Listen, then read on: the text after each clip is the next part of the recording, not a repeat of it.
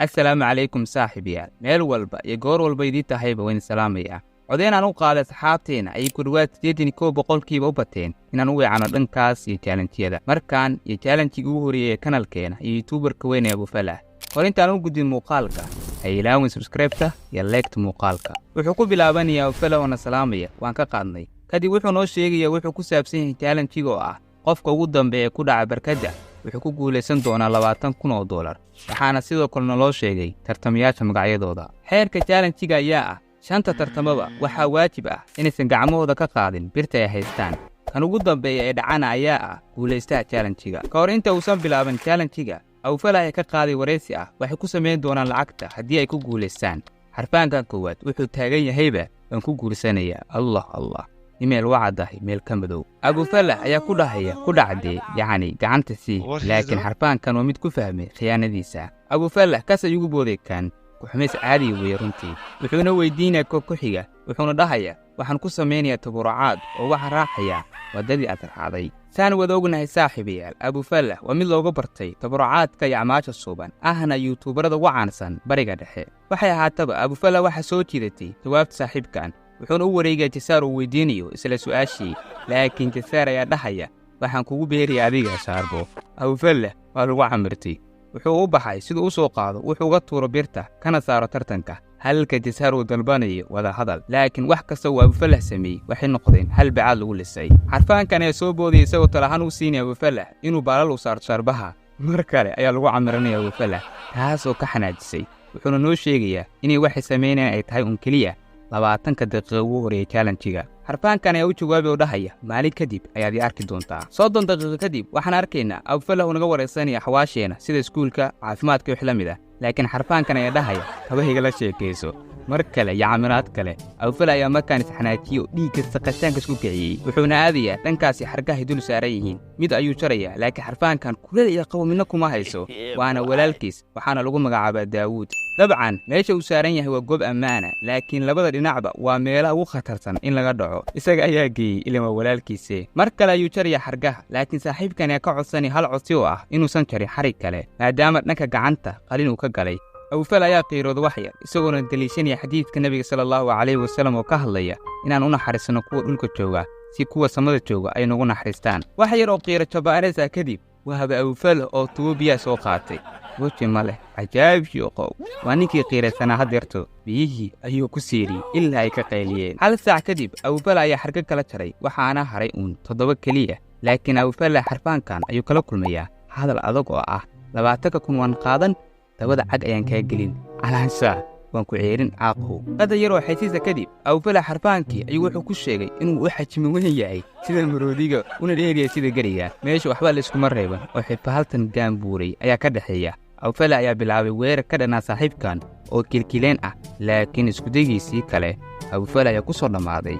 fashil 30 daqiiqo kadib si guud hal saac iyo bar Abu Falah ayaa markaa bilaabay inuu kabaha iska bixiyo kuna garaaco laakiin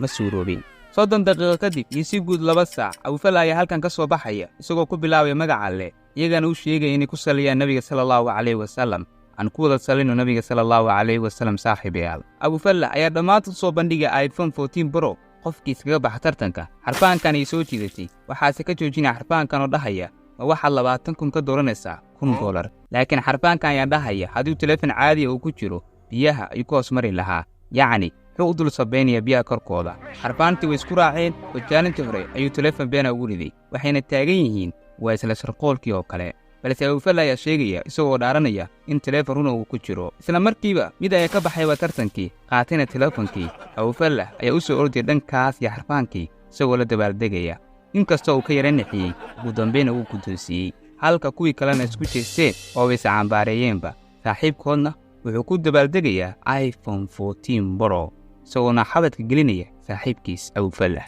2 saac kadib si guud 4 saac Abu Falah ayaa anaga iyaga salaamaya laakiin midba xaaladiis waasi mar kale Abu Falah ayaa sidoo kale isagoo ku hadlaaqay magaca Alle ayuu wuxuu soo bandhigaa iPhone 14 Pro kale balse in loo cadeeyo ayay dalbadeen waxaase u jawaabay ku guuleystay iPhone-ka hore isagoo dhahaya kaliya soo daadega oo tijaabiya isagoo ku maadeysanaya xarfaankan ayaa dhahaya hadii kii koowaad oo Haaruun kan labaad waa mid khayaali ah waxayna taagan yihiin waxaa ku jira telefoonadii hore laakiin Abu Falah ayaana siin wax waqti ah isagoona u qabtay shalay biraqsi. Xarfaankan ayaa istuuray laakiin Awfala ayaa yara dhibay ogowsi dabaasha ma yaqaan wuxuuna ku qorqoomi gaaray biyaha waana laga soo bixiyay waxaana laga dalbaday inuu furo si loo ogaado waxa ku jira isagoona niyadda loogu dhisay in telefoon been ah hal mar oo hore lagu riday oo mar kale aysan dhacayn oo wixii tegay tigsmaad male wuxuu furay isagoo hanjabaya balse waxba kuma jiraanba wuxuuna ceersaday Awfala 20 kunna way seegtay waxaana ma helin 30 daqiiqo kadib iyo si guud 4 saac iyo bar wuxuu u sheegay dhamaantood in qofkii qabta shaygan uu helayo booska walaalkiisa ee booska ammaanka ah wuxuuna ku bilaabay Saalim balse wuu ku fashilmay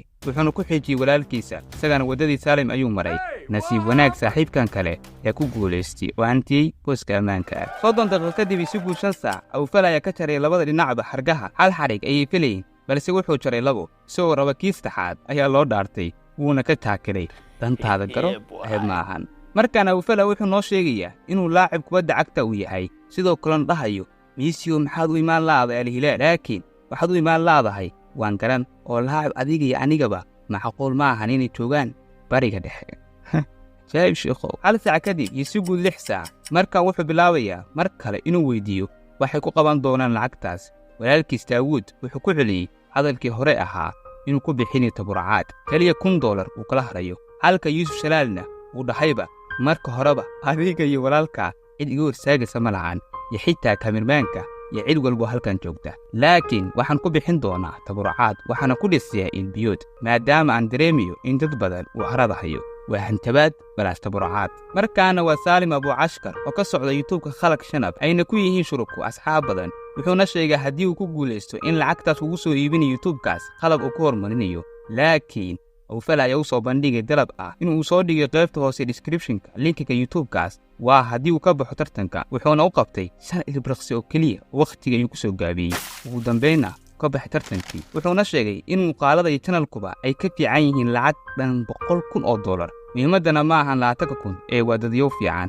kuwaasoo ka imaan doona kanaalka Awfala sababsha iga dheh waxay weydiinayeen saacadda wuxuuna ugu jawaabay shaqadiina ma ahan wuxuuna bilaabay weer ah inuu kula laado kubado xogaa kadibna Yuusuf Shalaal ayaa dalbanaya biyo u cabo laakiin meeshii laga siin lahaa ayaa lagu tuuray biyihii loo soo waday ilaa uu ka yiri biyo dhan ma baahni hal saac kadib si guud 7 saac Awfala ayaa markaa noo sheegaya in la soo gaaray xilligii la soo gagabeyn lahaa challenge-ga isagoona sheegay in xargaa la jarayo taasoo aad ugu farxeen xarfaantii tartanka ka soo hartay kii koowaad ayuu jaray kii labaadna ayuu haddana jaray kii saddexaadna sidoo kale waxaana soo haray hal xarig kaasoo ugu dambeyn uu jaray waxaana arkaynaa hadalladii ay wareys ku bixinay ahaa waxay ku qaban doonaan lacagta haddii ay ku guulaystaan maadaama 2 qof ay iskugu soo har tartanka waa Daawud iyo Yuusuf Shalaalna markaan waa kii ku guulaysta xargii dhammaantood waa la jaray kaliya waxaa la sugayaa kan ugu dambeeya ku dhaca barkada dabaasha oo noqonaya ku guulaysaha tartanka iyo 20,000 ugu dambeyntii Yuusuf Shalaal ayaa ku dhacay biyaha Daawud ahna walaalka Awfala ayaa noqonaya ku guulaysaha tartanka dabaaldeg kadib waxaa laga soo saaray biyaha isagoona bixinay wareys si guud uu leeyahay inuu Ilaahay ugu mahadnaqayo una raaci doono wadada walaalkiisa halka Yuusuf Shalaal uu leeyahay waa la dulmiyay oo dhanka walaalkiisa ayuu la saftay Awfala sidoo kale wuxuu sheegay in miisaankiisa oo gaari 92 kilogram ay guuldarada keentay kadib Awfala ayaa u keenay biyo uu leeyahay waa kan biyihii adoonisay markii challenge uu socday wuuna xanaaqay Yuusuf isagoo naceysay Awfala waxaan arkaynaa Daawud oo la sii dabaaldegay walaalkiisa Awfala kabtan badan kadib wuxuu ku soo gagabeynaya Daawud isagoo leh lacagteeda waa lacagtaada Awfala mana aadiso ninkaas iyo kuwa xun oo ula jeedo saaxiibadan kale wuxuuna muuqaalku ku soo gabagaboobayaa Awfala oo la karaaxayo weliba si xun iyo adigoo soo qooriya qiimeynta aad siin lahayd challenge-ga mac salaama